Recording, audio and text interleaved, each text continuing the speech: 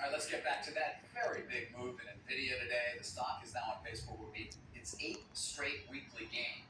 That would be the first time it's ever had that kind of a track record. Our next guest believes Nvidia's long-term prospects are some of the best in the chip industry, given the rapid increase in generational AI models. Joining us now is Piper Sandler analyst Harsh Kumar. Good to have you. Actually, let's just start off. What surprised you from the call? And beyond the earnings themselves, were you surprised at all by some of the commentary as well? Yes, I was. Thank you, David, for having us on the show. Yeah, it was what I would call as a perfect guide as far as the quarter was concerned. They gave out a gaming bottom 1 quarter ahead of their preview. The data center business is bottoming, and of course, data center business is something that the investors care about very deeply.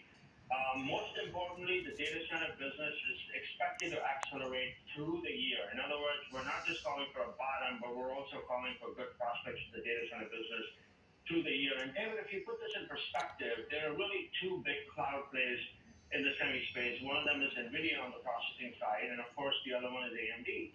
And both the companies now have very similar prognosis for the rest of the year, which is strong acceleration through the rest of the year. So I think that, coupled with all the emphasis and the TAM opportunity with ChatGPT, surprised a lot of investors. And I think, generally speaking, the expectation was that Nvidia would not guide for the bottom, and I think that's causing the huge move in the stock.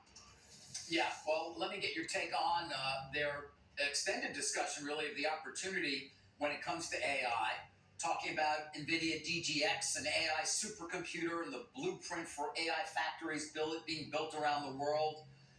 This would seem to be a nearer-term opportunity, perhaps, than some investors had anticipated. Would you agree?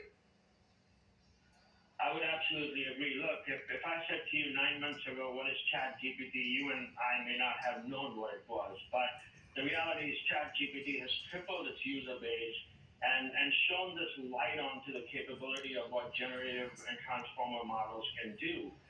The reality is that something like a generative model, something like a ChatGPT, can only be done using NVIDIA chips at this point in time. Our understanding is that there are roughly 12,000 high-end NVIDIA GPUs at the Azure data center. We computed roughly about a $60 million investment on the hardware side alone. But then, there are 400-odd startups that are trying to do generative models ranging from text, music, videos, pictures, etc. And all that can only be fueled at this time by NVIDIA. And we really believe that the moat is not just a hardware angle. The moat really is the programming language that NVIDIA gives away for free, which is called CUDA. So CUDA actually gives you the language for free and gives you pre-trained models to companies that they can then tweak, and that significantly cuts the time to market for some of the customers. So we see what's happening with the stock today, Harsh. It's up almost 4%.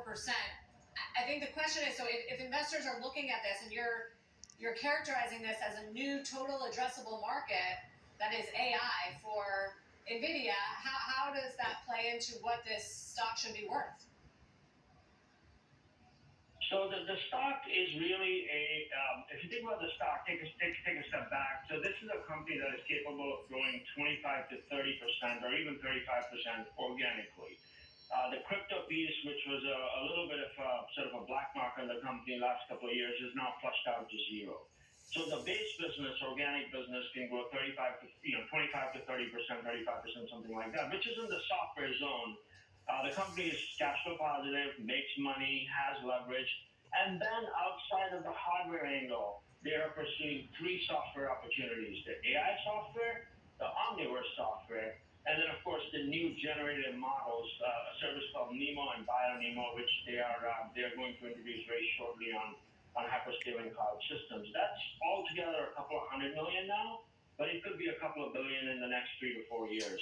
So you take that brand new opportunity of the hardware generative opportunity, couple that with the high margin, high growth software opportunity, and you really have what I would describe as a blockbuster stock.